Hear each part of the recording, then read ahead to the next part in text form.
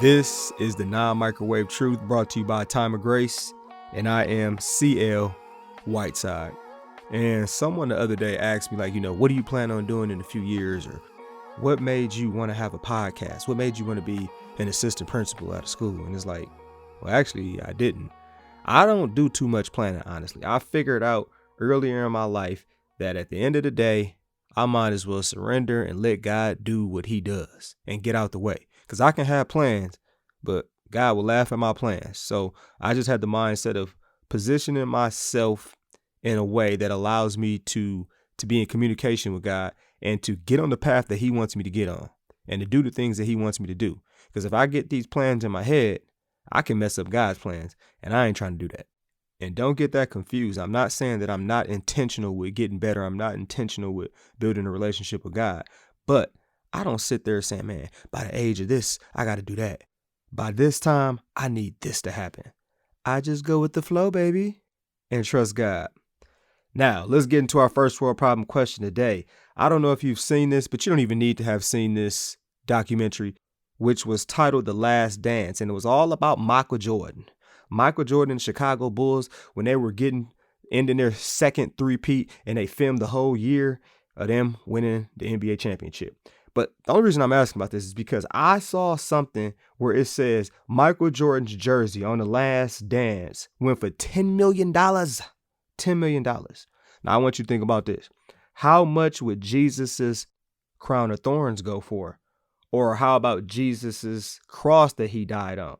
How much would that go for? And if you're thinking like me, I was kind of like, the crown of thorns would kind of be nasty because it has his blood in there still. But I was like, hey, that might make it go for even more. Because I think about jerseys of athletes. I'm like, they were sweating. They were drenched in sweat. Did you wash the jersey? Does it have more value if you didn't wash it? That's just stinky and nasty. But hey, I know some of y'all want that authenticity and you're nasty.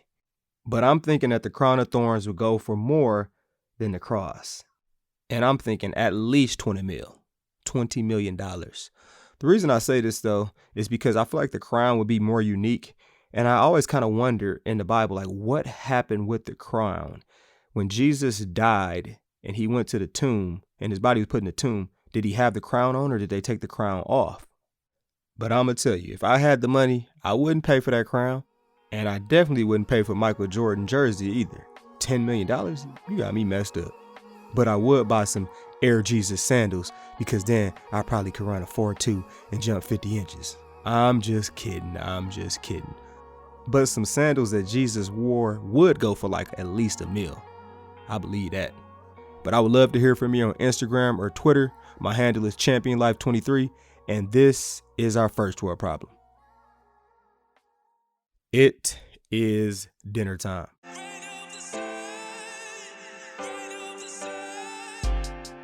The title of our episode today is Everyone Can't Be Batman. What would Jerry Seinfeld be without George Costanza? What would Beyonce be without Kelly Rowland? What would Michael Scott from The Office be without Dwight? What would Jordan be without Pippen? What would Batman be without Robin? And if you didn't catch it, I named a bunch of sidekicks and compared them to the main leader or the boss. And I was like, man, we really got to talk about this because in our culture, in our society today, they are trying to tell all of us that we can be Batmans. We can be the leaders. And it's like, sometimes leaders got to know when to follow and fall back. You know, Robin had a good life and we act like the Robins don't have a good life. We act like when you work for somebody else, you're not having a good life. We act like Alfred didn't have a good life. If you didn't catch that, Alfred is Bruce Wayne's, aka Batman's butler. Like, we need some Alfreds in the world. Everybody can't be Batman. And I have a couple people in my life when we do certain projects or we need to get certain things done and they love to be in charge. They like giving orders. They like being the boss. But they really, really, really struggle when they are not in charge. They struggle when they need to be the sidekick. So I joke around with them like, man, you only know how to be Michael Jordan. You never learned how to be a Scottie Pippen. And if you're not familiar with sports or you don't understand what I'm saying, Scottie Pippen is considered the greatest sidekick probably in sports history. Because you know Michael Jordan, I know everybody has heard of Michael Jordan, But Michael Jordan is that alpha. But sometimes you need a good sidekick.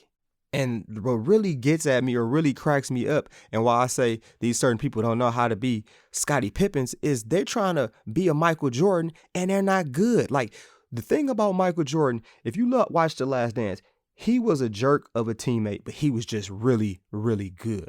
A lot of people want to be jerks and want to bark orders and commands, but they're not good. And their ideas are not the best in certain situations. So they need to take a lesser role. They need to be a sidekick and let somebody else lead. You feel me? You think you're Michael Jackson, but you're really Tito.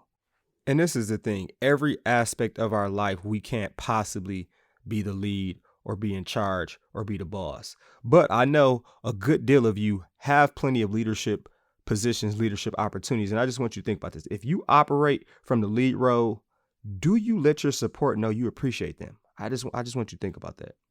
Or are you kind of like, they know how I feel? Nah, like, you have to express your gratitude in a visible way to them, something that they can see. And just with Thanksgiving passing, that got me thinking about this. Like, when is the last time you let someone know you appreciate them and why? We very, very rarely do it enough. I know I don't do it enough. But then we wonder why our support may drift off or might not be as fond of us as they once were. And that's a topic for a whole nother day. But on this episode of Everyone Can't Be Batman, here are some big issues in our culture. We are taught that we can't be happy for others unless we are the star, or if we had the exact position that we dreamed of or wanted to be in. We are taught in our society that you have to be the leader. You have to be the star. You have to be the boss. You have to be the one with the authority, or you have to be the one calling the shots or getting the credit, or you have to have the exact role that you want. And if someone has that role, especially if you think you deserve it more in your mind, then, we got a problem. We have a problem. We really don't have that mindset of, okay, if that person wins and we're on the same team, then we win. If they score, that means we score because we playing for the same team. And I'm going to tell you right now, that's probably why I'm one of the greatest spades players to ever do this. Or euchre players, because I really don't care who gets the credit. If my teammate has the hand, I'm going to be chanting MVP, MVP. I'm going to have my pom-poms ready. I'm going to be a cheerleader. I'm going to talk my stuff and get my one book and frustrate the other team. But one of the big things is that we don't even see the other people as teammates or as a part of our organization or our community. So we're competing with somebody who really is on our team. And that's because we hear the message of you have to be a leader, but a lot of us don't know when to follow. I hear parents say, my baby is a leader. Or maybe you're thinking about yourself and saying, I'm a leader. But leading is about timing. Leading is about position and opportunity. Leading is about, do you have any followers? Leading is knowing when to follow. Leading is realizing, I'm not too good at this. Somebody else should take the lead on this one. And then supporting that person to the max. Leading is just about making sure that it's moving in the right direction. And sometimes you got to pull from the front, but sometimes you got to go to the back and you got to push. And when you're pushing, it looks like you're last. I'm going to just let you think about that one right there. That's some non-microwave truth right there. And something that I hear people say all the time is like, I want to be a boss. I don't want to work for anyone. I want to make my own hours. I want to be the leader. I want to have the power. And a lot of times I'm like, dude, that's not a realistic concept. The idea of you wanting to be a boss, but you don't want to work for anyone. If you have your own business, you're going to have customers, hopefully. If you want to have a successful business, you're going to have customers. You're going to be working for people then. And the hours might be dictated on when the people need you. So you're still having your hours dictated by a consumer or by someone else. I get what they mean, but the concept is just flawed and it's not realistic. And the new thing with our culture, with our day and age, the new microwave truth is telling everybody, be different and be you. But really, when you look at a lot of social media, when you look at a lot of things in our culture, it's silently telling us, shut up and follow the trends of our culture. If you're on Instagram, TikTok, Snapchat, Facebook, Twitter, you follow people. You might say, I friended them. Same thing, you're following them. Some of y'all high-key stalking them. And this is one of those things that's silently telling you to be a sidekick to who? Be a sidekick to the world and the world's trends. Be a sidekick to what's popular in culture. The only reason people love certain music is because they can sing it or rap it with another friend. If nobody else knew the song but them, 80% of y'all wouldn't even like the song. And then what happens is we look at the world's ideas and thoughts and we say to ourselves, ooh, I can be Batman or Batwoman. When in reality, we're really being Robin to this world. And because we're taking ideas from the world and not taking ideas from God, we don't know how to follow. We don't know necessarily who to follow. Leading is necessary and following is also necessary. But who and how to do that, that's what we're going to look at on this episode of Everyone Can't Be a Batman. We're going to look at some examples of those who struggled in the Bible to adapt or accept their sidekick role. The first person we have to look at in the Bible is Eve. Eve was created to help Adam. And it appears that Eve didn't necessarily want to be a helper. And I don't think she distinctly was like, ooh, I'm going to be in charge. I'm going to tell this man what to do. But the thing we see with Eve is she started getting information from the wrong place. She started talking to the wrong one. And this is not just a woman thing, but how many people in their relationships don't know when to follow? And when they lead, they know how to lead you into some mess. When we look at Genesis chapter 3, Eve is talking to the wrong one. She's talking to a serpent. She's talking to the devil. He's the one encouraging her to lead when she should have been following. And I know some of you are thinking, if her man was doing a good job and leading like he was supposed to, then she wouldn't have been trying to lead herself. And you're right. And I'll say this again. You are right. Adam should have been leading. Now, with that being said, she still could have been a sidekick to God, to the Creator. She knew him. But what we see that the devil did through the serpent is he encouraged her to lead in a way that wasn't God's way, got her doubting God's plan and God's promises. And she took that fruit and ate it, and then she gave some to her husband. And we're really going to struggle on when to lead and when to follow and what things to take leadership for if we're listening to the wrong source. That's why it's so important to get into God's word and allow God to speak to us versus this world, versus our sinful nature, versus the evil one. Because he's going to send you off, just like he did Eve. Now, another example of someone who struggled with their sidekick role in the Bible is Peter. And in John chapter 18, he tried to lead, or he just didn't get his sidekick cues. And in John chapter 18, this is when Jesus was about to be taken, and Peter decided to whip out a sword. And when they trying to grab Jesus, cuts a man's ear off. And Jesus is like, Peter, put your sword away. Shall I not drink the cup the Father has given me? And then Jesus, being that dude, healed the man's ear, put it back on, and gave himself back up. And what we learn from Peter is don't step outside of God's will to lead. And also, don't let our feelings or what we envisioned or planned trump what God has told us is going to happen or should happen. Because you got to remember, Peter didn't want Jesus to die. He just didn't get it. But he stepped outside of God's will. He got in his chest. He got in his emotions, and he thought he could help God out. And this is one of the main and toughest times where we have to realize I am not Batman. And this is one of those where it's like we need to stay in our lesser role, be great, be faithful in it, do what we're supposed to do, and later God will reveal to us what he wanted us to know. And we'll talk about that later in this episode.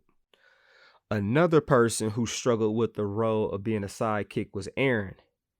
And what makes this even more interesting is his brother, Moses. He asked for Aaron to help him out because if you remember, Moses was making all type of excuses on why he couldn't lead the people.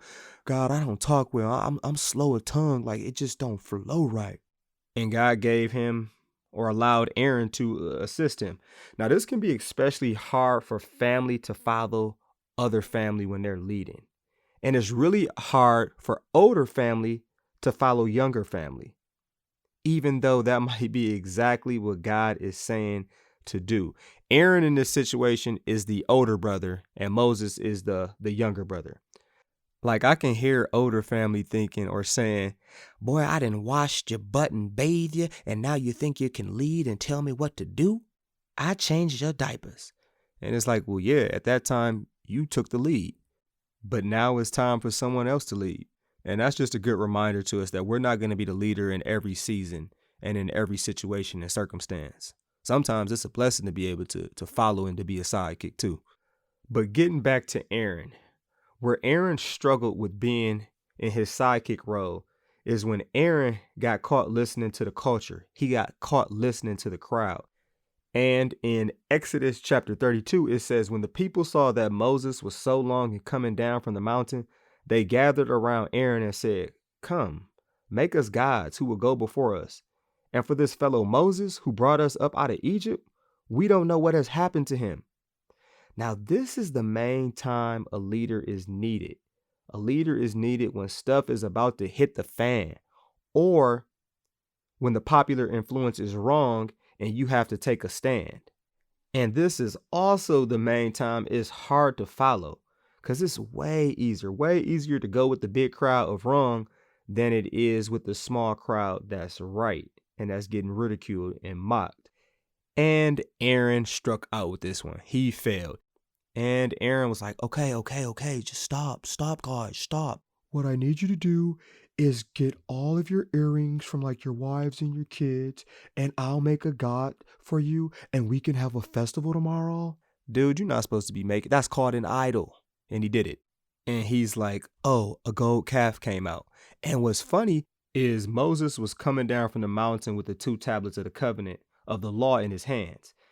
And when he gets down there, he's with Joshua. And Joshua heard the noise of the people. And he like, Moses, it sounds like a war is in camp. And Moses was like, nah, Josh, that's not the sound of war. It sounds like the people singing and having a festival. And Moses was heated when he saw the calf and the dancing. And you know what he did? He broke the tablets. He burned that golden calf, ground it up into powder, put it in the water, and then he made all the Israelites drink it. And Aaron the whole time is like, bro, you know these people, like they OC, they evil. And because of this, about 3,000 people died. Go read that in Exodus chapter 32. And the last person that we're going to look at who struggled with giving up that Batman role is Saul. In 1 Samuel chapter 18, we see that Saul actually was that dude. I mean, he was king. He was Batman. But God told him his time was up. Now, what do you do when God tells you to pass the torch? Hopefully, you pass it up. But what we see with Saul is Saul was conniving and he was manipulative. He tried to do a bunch of different things to get David to die because David was his successor and David wasn't his child.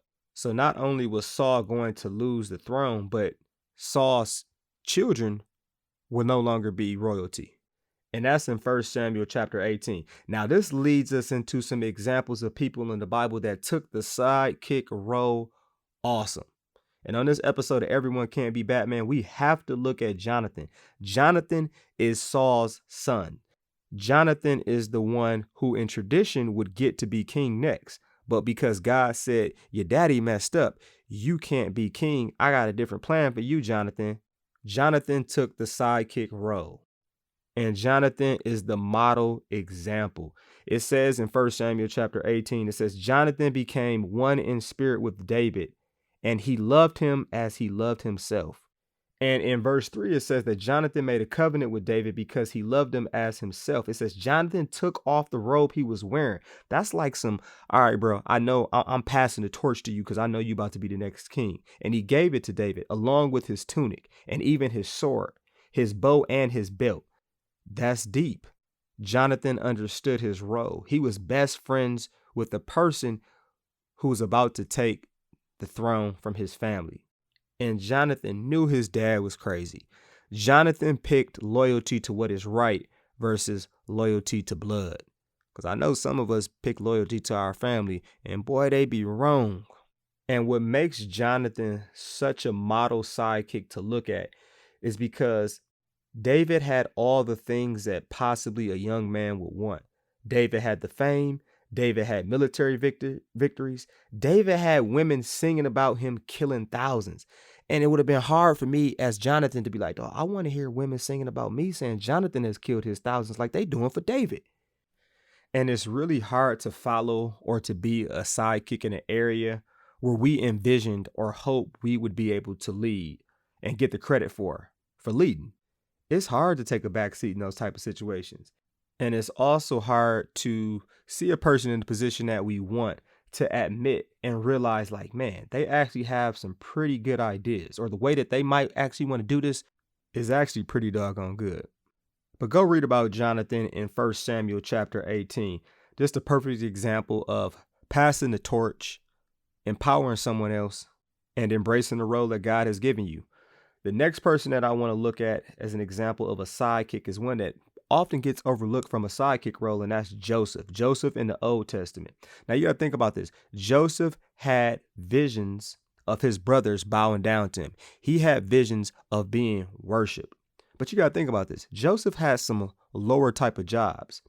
He was sold as a slave, so he had to work for Potiphar.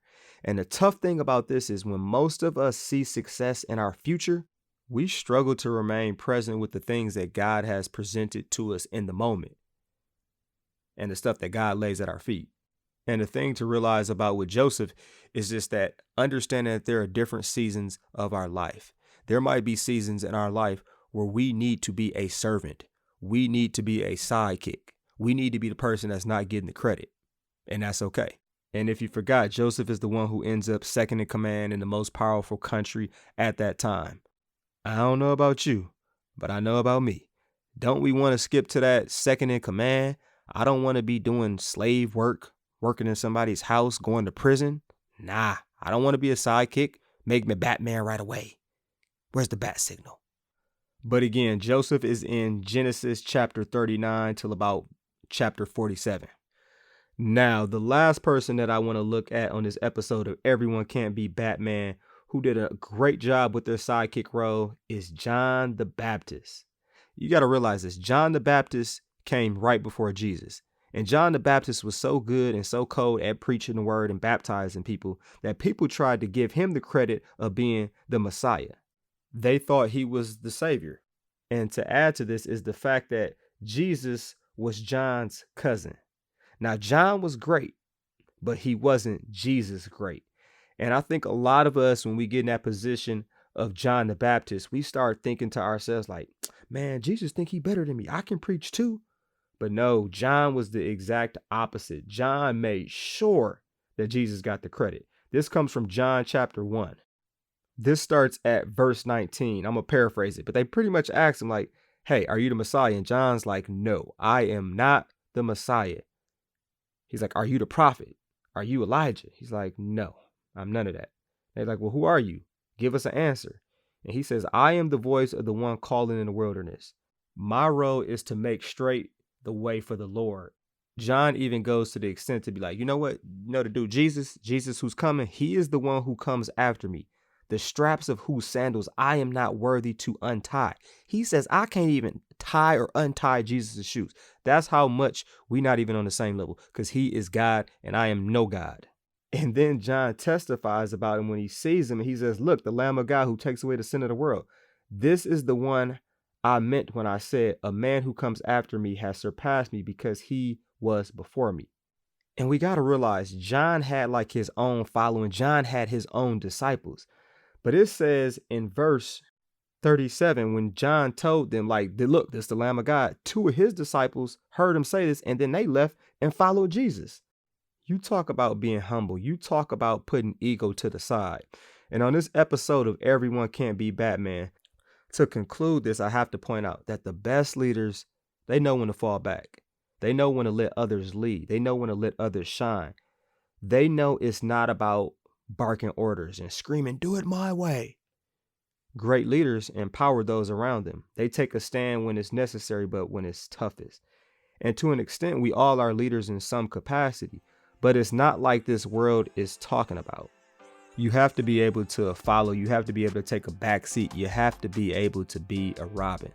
We have to be able to be a sidekick because as a Christian, we have the star. We have the lead role filled. We have that leader. We have that captain. We have Jesus. Look at Christ's leadership. Look at Christ in his Batman role. We see the Son of Man did not come to be served, but to serve and to give his life as a ransom for many. And this is the non-microwave truth. Thanks for joining me on this episode of Everyone Can't Be Batman. And before you go, I have a challenge for you. Send this to 3 different people and just ask them the question, do they think they could be a sidekick to anyone? And just leave it at that. And just like, just check out the episode. Just ask them that question and do that. All right, cool. Peace punch, Captain Crunch. Say no to drugs and yes to Jesus. I am out.